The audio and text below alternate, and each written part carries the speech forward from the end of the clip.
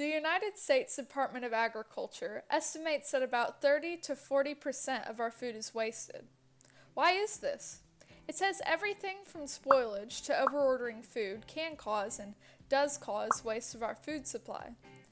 Other resources contribute this waste to our own grocery stores, where only the most perfect-looking fruits and vegetables are sold to customers. So, how do we fix this? A new movement of urban agriculture could help drastically reduce our food waste each year.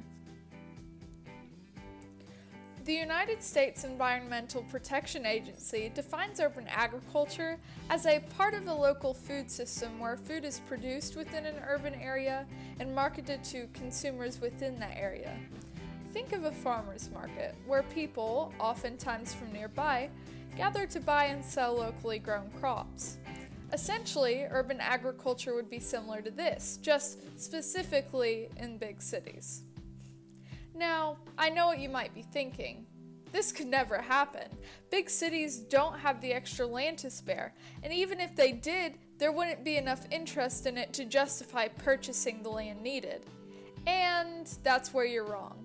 Statista, a website used to search gathered information, reports that globally, 68% of consumers prefer locally branded vegetables. And in the US, the most given reasoning was due to the freshness. Not only that, but 95% of single US urban households are willing to pay more for local food. And these statistics were gathered years ago, so the numbers are likely to be even higher now. So there's clearly a demand for it. How do we supply it? I insinuated earlier that big cities just don't have enough land to support these farms, but that's extremely far from the truth. Many of these cities like Chicago, New York City, Los Angeles, you name it, have vacant lots left over that just aren't being used. More specifically, about 16.7% of the land area of any given large US city is vacant. Hypothetically then, Los Angeles has about 84 square miles, or 53,760 acres of vacant land. Although this is a very rough estimate, we could lowball it all the way down to 20 miles and still have 12,800 acres of empty land. Considering in 2019 the average US farm was only 444 acres, that 12,000 acres could be put to a lot of good. Okay, so we've gone over the demand for local food, the potential to grow that food in our big cities. Now, how do we feasibly do this?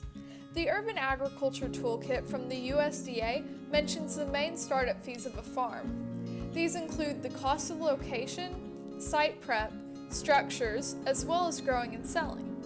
Location expenses entail the selling price of the land, the costs of zoning, permits, and assessments of the land. Going on to site preparation, that's all fencing, water access, soil, and signs. Structure costs are just that, for high tunnels, raised garden beds, greenhouses, and other necessary buildings. Lastly, the growing and selling contributes to indoor facilities and operating and administrative expenses.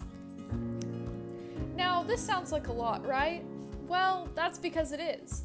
The Farm It Yourself website says a small farm on 2 acres can have a starting cost of anywhere from $2,000 to $10,000, and that's being generous with the cost of the property. Luckily, grant applications can be found about anywhere. A grant is like a loan, except the money you receive doesn't have to be paid back.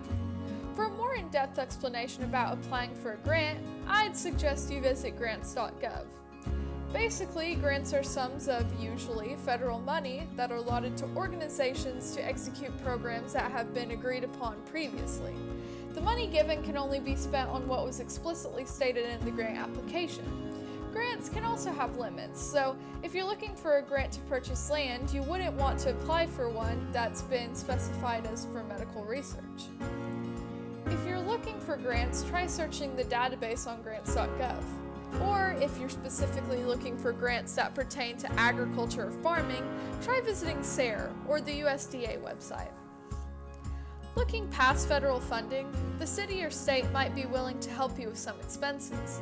These urban farms can provide new jobs to civilians and bring extra revenue to the city. They also have the potential to attract visitors if they're well kept and organized. In their video on urban agriculture, The Good Stuff mentions a functioning farm in Chicago. City Farm is a functioning urban farm that is made out of vacant lots in the city.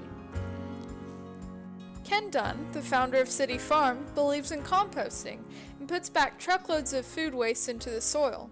This enriches the soil and is better for growing crops. While we're on the subject of cutting down on waste, let me mention the greenhouse gases. The closer the food source is to the big city, the fewer trucks we have hauling in the food. This leads to a slightly smaller greenhouse gas emission and cuts down on the use of our fossil fuels. Urban agriculture has the potential to revolutionize our food system by getting the public engaged with its food source. The widespread implementation of these city farms is a good use of wasted space and provides jobs for the community. With federal funding taking care of the big expenses, we can easily make our communities greener and healthier by growing local vegetables. And even if there isn't a lot of empty turf, if there's one thing these big cities have a lot of, it's buildings. Rooftop farming is another way of cultivating crops using a resource that's readily available. But this video isn't about that, so maybe check out this one instead.